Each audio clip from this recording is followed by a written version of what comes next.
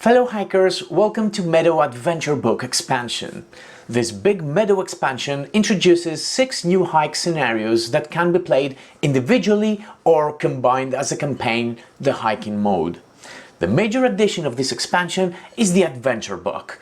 In its pages, we will discover the beautiful environment of 6 new hikes. The beginning, bridges, windmills, balloons, the observation tower, and the final destination, the cave. Every hike scenario is unique as it introduces new gameplay mechanics, new actions, and special scoring opportunities. In this video, we will learn together how we can use all these amazing new features offered in Meadow Adventure Book.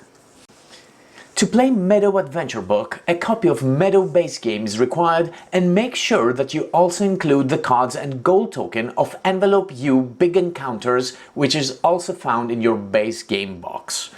Meadow Downstream cannot be combined with Meadow Adventure Book, but cards found in this new expansion may be used when you play the basic game alone or with the Downstream expansion.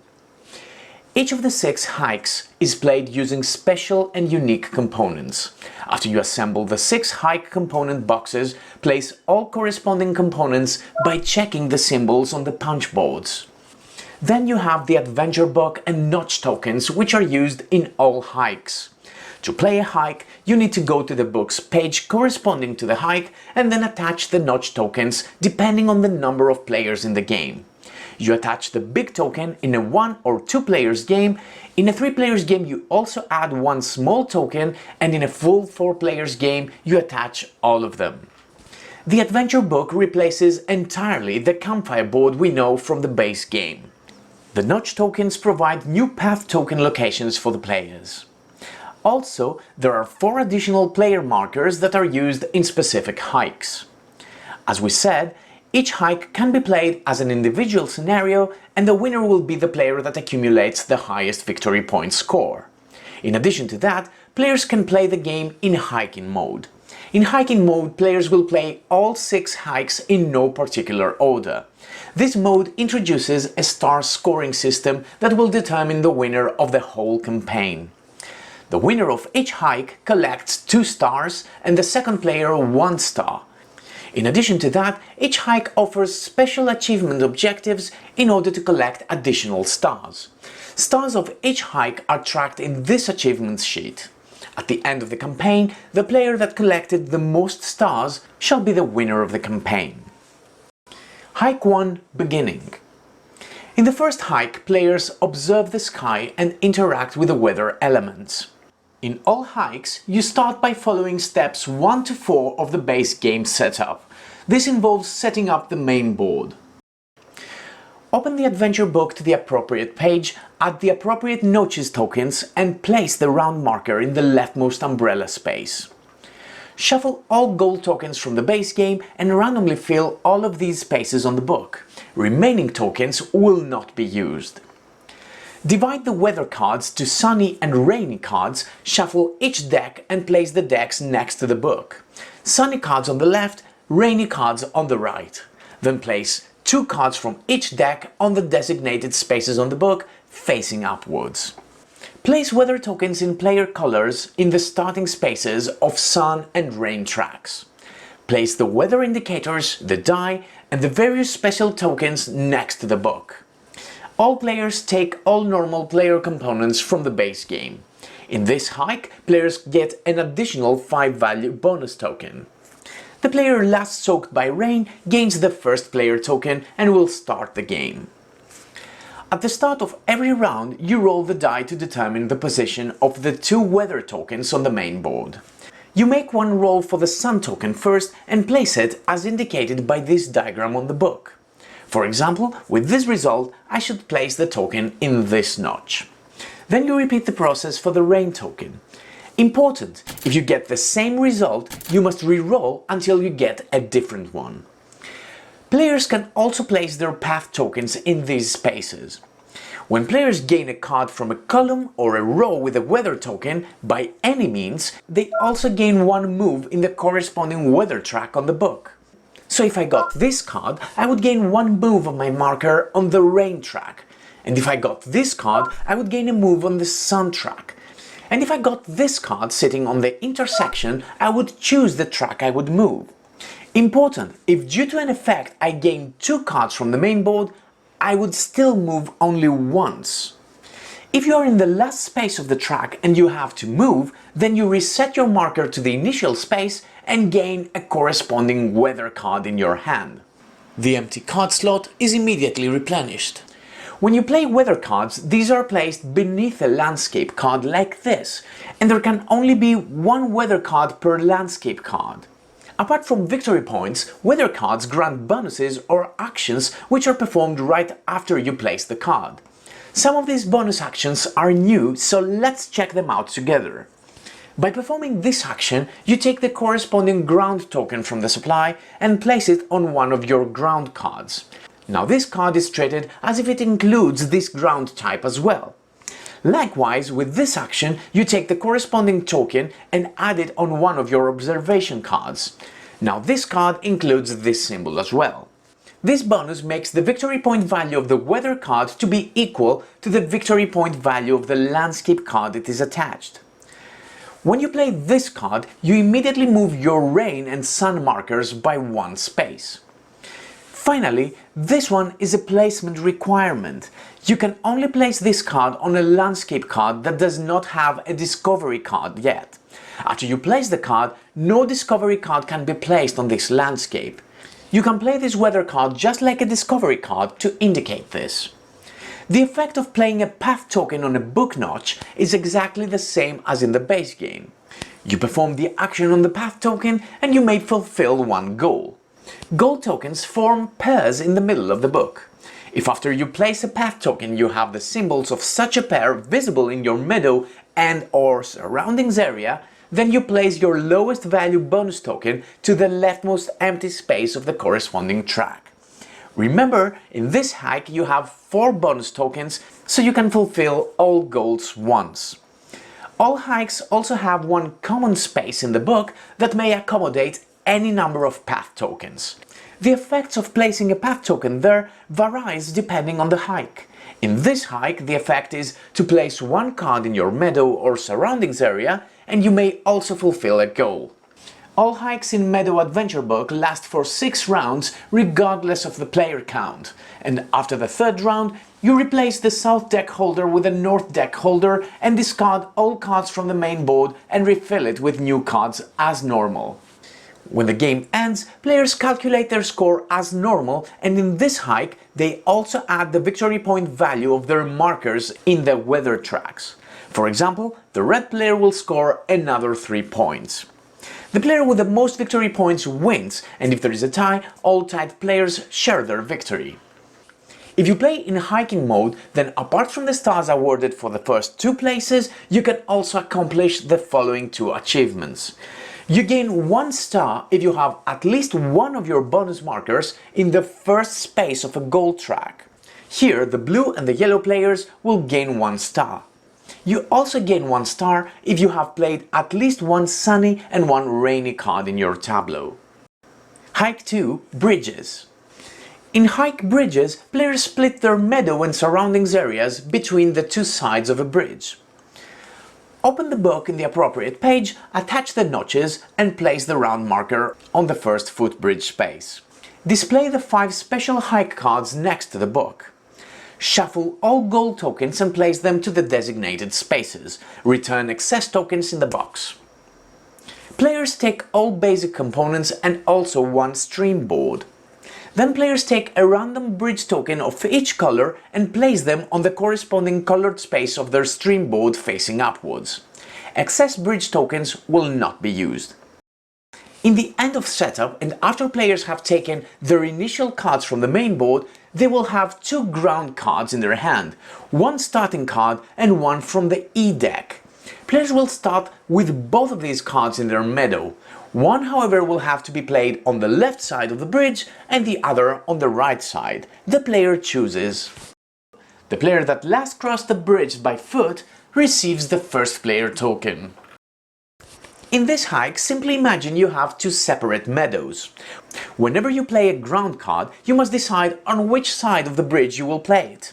You still have 10 ground slots in total, but you don't have to divide them equally. Likewise, your surroundings area is split in two. When you play a landscape card, you must decide on which side it will be played. When you gain road tokens, these are placed above your bridge in your personal supply. You will not need to decide the side they will be used in advance. Bridge tokens depict pairs of symbols, one on the left and one on the right side of the tile. Whenever you add a symbol in your meadow, check these pairs. If any of these pair symbols are visible at the same time in the corresponding sides of your split meadow, you immediately flip the corresponding tile. After you flip the second tile, you immediately gain one of the available special hike cards next to the book. Important, you don't have to flip bridge tiles in order. When you play a path token in the notches, you perform the action on the tile and you may fulfill a goal. Goal tokens come in pairs, as I show you in the graphics, having an illustration of a bridge in the middle. Assuming the bridge symbol is the player's bridge, the symbols must be visible in the player's meadow and surroundings areas on the corresponding side. So for example, to achieve this goal pair, the flower must be visible on the left side of my bridge and the wolf on the right side. To achieve this pair, the wolf must be visible on the left side of my bridge and the mushroom on the right side. If you fulfill the goal, you place your lowest bonus marker in an empty space of the area. Important, you can only have one bonus token in each such area. When you play a path token in the common space on the book, you may play one card and you may also fulfill a goal. The game progresses as normal, and at the end of the 6th round you score victory points in the following way. You calculate your scoring separately for cards that are played on each side of the bridge and keep the lowest score only. Then you add to this score your placed bonus markers and the victory points from your flipped bridge tiles. If you play in hiking mode, the achievements of gaining additional stars are the following. You gain 1 star if you have placed at least 2 of your bonus tokens, and you also gain 1 star if you have all of these symbols visible in your meadow area at the end of the hike. Hike 3, Windmills. In this hike, players are hiking across the tulip fields, trying to rotate their windmills to gain victory points and extra bonuses. Open the book in the appropriate page, attach the notches and place the round marker on the first tulip space on the round track. Each player places the windmill disc on the corresponding windmill area and attaches the 4 windmill blades. Then the disc must be rotated so that the 0 value is visible through this little hole. There are also 5 special hike cards for this hike. Place them next to the board face up. Then distinguish all trail tokens to the 3 types: start, middle and end trails. Start tokens depict a signpost, end trails depict a flag, and middle trails depict a number. After you shuffle each group of trails individually, each player is randomly dealt 1 start, 3 middle and 1 end trail. Using these tokens, players create a single trail, placing the tiles in order, with the 3 middle trails placed in an ascending order from left to right. In this hike, players will also use the player marker of their color, placing it on the signpost space of the trail just created. Players also take the rest of their components from the base game and they will place their initial ground card above their leftmost trail token as far to the left as possible. The player that last gave flowers to someone will take the first turn. In this hike, you always play new ground cards in a sequence from left to right above a trail token. Note that every trail token hosts 2 ground card slots. Trail tokens also depict meadow symbols, forming a track for your player marker to move. Whenever you play a card in your meadow, this will be played in a column above one of your trail tokens. If the symbol on the new played card also appears on this specific trail, then you may move your player token to that exact space. Important, your marker can only be moved to the right and never to the left. Also, if you gain a special action to play 2 cards, you will move your player marker once, even if the placements would normally allow you to move twice. So if I could play another card and I played it here, I would not be able to move again because I moved the pawn in the first placement. I could, however, choose to move my marker with my second placement and move my marker straight to this space. Whenever your player marker moves, you rotate your windmill to the next space. You always rotate once, regardless how many trail spaces were skipped from the movement. If your marker reaches the last space of the trail, then you can no longer move it. Your windmill also has 4 blades depicting bonus actions. Whenever your marker passes from one trail token to another, you choose one of the blades, perform the bonus immediately, and then you flip the blade to the other side. Only one of the blades will be flipped even if you pass through multiple trail tokens in one move. Blade bonus actions are similar to regular bonuses in the base game. However, with this one in particular, you gain one of the special hike cards next to the book. In this hike, there are no gold tokens. Placing a path token in one of the book's notches, you only trigger the action depicted on the token. And using the common space only enables you to play one card from your hand. When the game ends, you calculate your score as normal and you add to that score the value visible through the whole of your windmill. In hiking mode, you gain a star if during the game you have 2 fence symbols visible at the same time in your tableau. You also gain a star if you manage to play one of the special hike cards. Hike 4: Balloons. In this hike, players fly in a hot air balloon. They will be observing the compass to fulfill goals and timely land their balloon to gain extra actions. Open the book in the appropriate page, attach the book notches according to your player count and place the round marker on the topmost balloon of the round track. Place the compass rose on the book so that the dot depicted here points the north. Shuffle the gold tokens and place 3 of them in the designated spaces here. The rest of the tokens will not be used. The book depicts 2 balloon flight tracks. Players use the extra player marker and place it in the starting space of the left track depending on the player count. On the second space if it's a 4 players game, or the bottommost space in all other cases. Next, take the balloon tokens and create 1 set for each player in the game. Each set should include 6 tokens marked with letters A to F. If there are tokens remaining, return them to the box. Players take all their components from the base game, as well as one of the balloon sets, which they place in their play area with a side depicting the letter facing upwards. The player who saw a hot air balloon most recently takes the starting player token. In this hike, when you place your path token in the book's notches, you perform the token's action, but you may also fulfill a goal and/or fly in the balloon. To see if you are eligible to fulfill a goal, you must check the compass rose. The position of the compass creates pairs of symbols, as I show you here with graphics. Each pair also corresponds to one of the balloon tokens which players receive during setup. So this pair corresponds to the A balloon token, this pair corresponds to token B, and so on and so forth.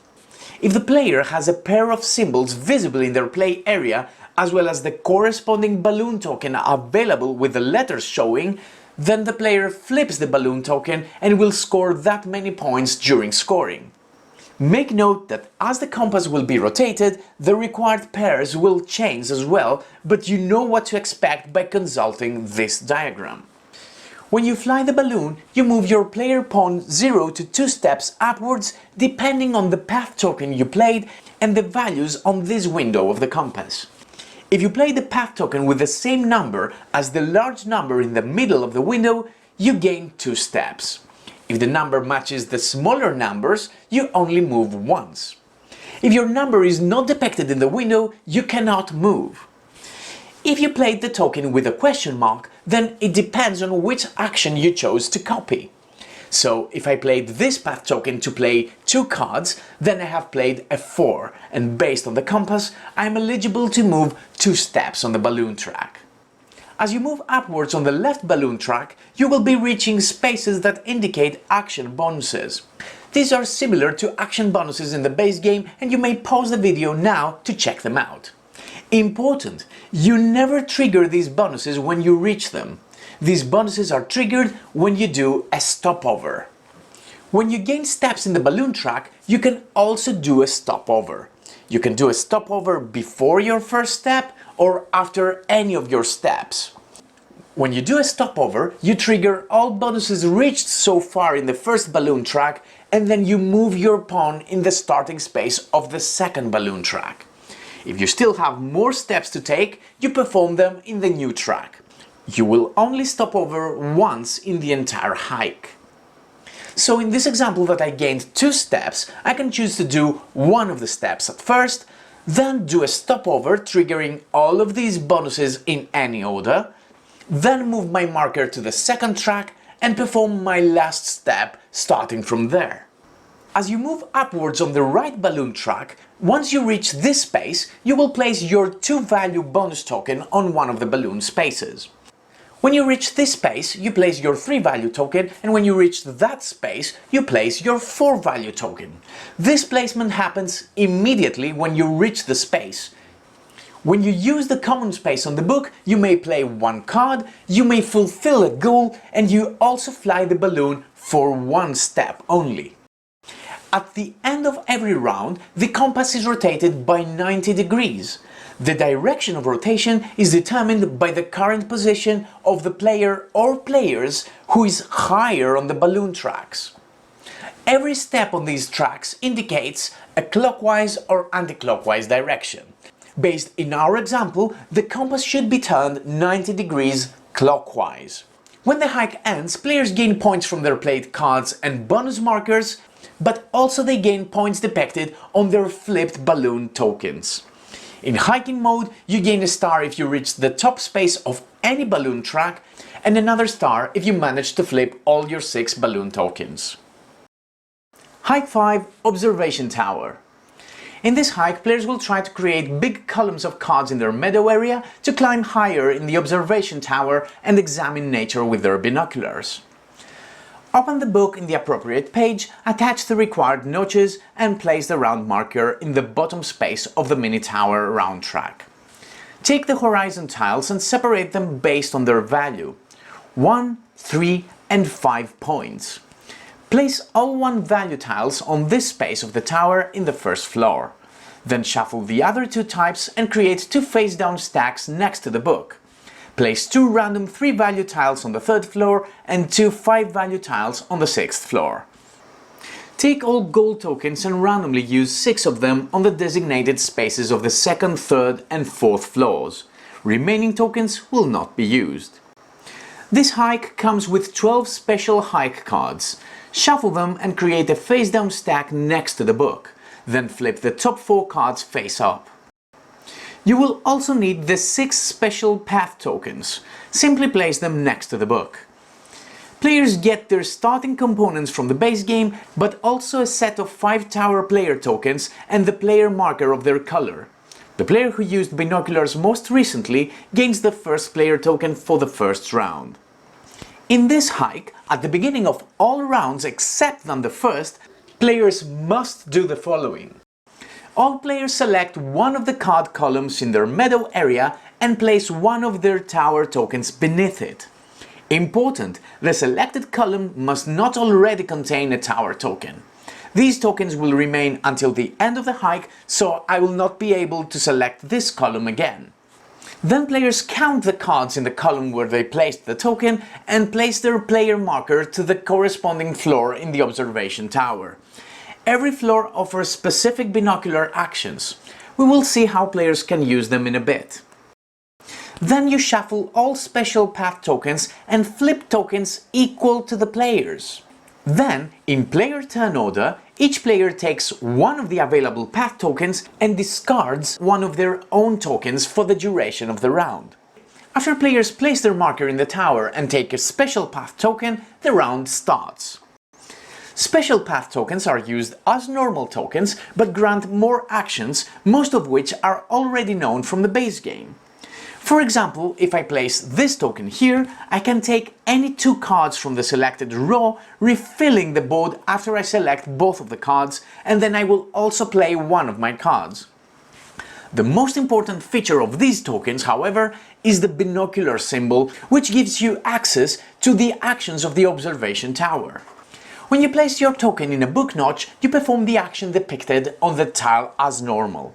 So if I place this token in a book notch, I get 2 binocular actions.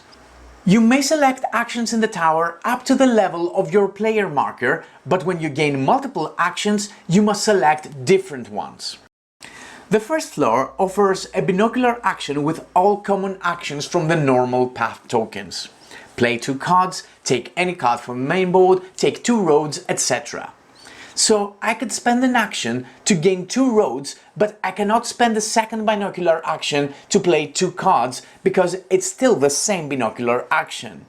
If you perform any of these 3 binocular actions, you gain one of the horizon tiles there. If you take a tile from the 3rd or the 6th floor, you must immediately replenish the empty slot with a new tile from the supply. After you gain horizon tiles, you place them in your surroundings area. These require no road nor any card to be attached to in order to be played. These tiles will grant you the depicted amount of victory points, provided that the corresponding symbols on the tiles are visible in your tableau at the end of the game. If not, you gain the lower value indicated by the smaller icons. 1 value tiles have no requirements. By performing any of these 3 binocular actions, you can fulfill a goal. If the indicated pair of symbols appears in your tableau, you immediately place the bonus token of the value depicted in the specific binocular action in one of the slots. Finally, with this binocular action, you gain one of the face-up special hike cards next to the board and flip a new card afterwards. And with this action, you gain 2 of these cards, refilling the spots after you take both cards. When you play a path token in the common space, you simply play 1 card from your hand. At the end of each round, players return their special path token to the common supply, as well as the path token they discarded back to their personal supply. In final scoring, players will gain points from their played cards and bonus tokens, as well as from their horizon tiles. In addition, players gain 1 more point for every card above 6 in a Meadow column. So, in this example, for this column I would gain 2 additional points. Also, players score an additional 3 victory points if they manage to place all their 3 bonus tokens. In hiking mode, players also gain a star by placing all of their 3 bonus tokens. You also gain a star if you manage to create a Meadow column with at least 7 cards. Hike 6. The Cave. Finally, players reach the cave entrance.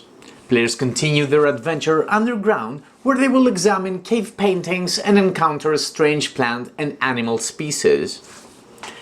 After you open the book in the cave page and attach the appropriate book notches, place the round marker in the top mineral space of the round track. Shuffle all gold tokens from the base game and place 8 of them in the designated spaces on the book. Return the rest to the box. Next, take the cave painting tokens. These depict 5 different designs. You need to create sets of them equal to the number of players. In a 3-player example, you will need 3 such sets. Every set should contain 1 tile of each design. In a 4-player game, you simply use all of the tiles. If there are any excess tiles, these are placed back in the box.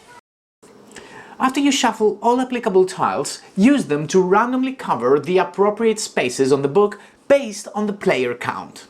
In our 3-player example, we will cover all spaces except on the spaces applicable to a 4-player game. This hike comes with 4 special cave hike discovery cards with this back illustration, which should be placed next to the book facing upwards, but there are also another 32 special hike cards that must be mixed to the basic decks. After you separate these cards by type, do the following. Take the corresponding basic deck and roughly divide it in half. Shuffle the new cards to one of the halves and then place this half on top of the other half. Do the same for all other basic decks.